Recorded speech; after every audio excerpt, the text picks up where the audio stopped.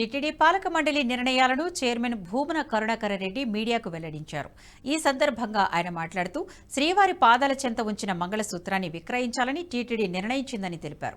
వీటితో లక్ష్మీ కాసులను తయారు చేసి విక్రయించాలని నిర్ణయించినట్లు చెప్పారు. 5,141 కోట్ల రూపాయల అంచనాతో 2024-25 టీటీడీ వార్షిక బడ్జెట్కు ఆమోదం తెలిపినట్లు తెలిపారు. 70 మంది పోర్టులో పనిచేసే ఉద్యోగులకు స్కిల్డ్ లేబర్గా గుర్తిస్తూ 15,000 రూపాయల జీతాలు పెంచనున్నామన్నారు. టీటీడీ ఆధ్వర్యంలోని నడుస్తున్న 6 వేద పాఠశాలలో 51 మంది అధ్యాపకుల జీతాలను 35,000 నుంచి 54,000కు పెంచుతున్నామట్లు చెప్పారు.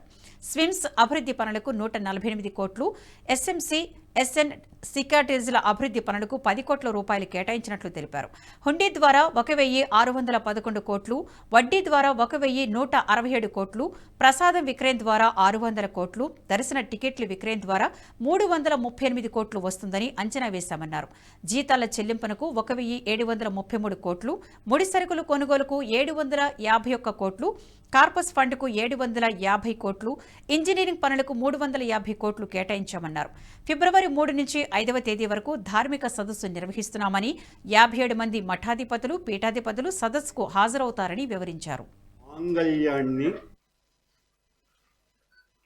స్వామివారి పాదాల చెంత ఉంచి నూతనంగా మంగళసూత్రాలను విక్రయించాలా, ప్రతి మహిళకంటే కొనుక్కునే వాళ్ళకి విక్రయించాలనేటువంటి నిర్ణయం తీసుకోవటం జరిగింది.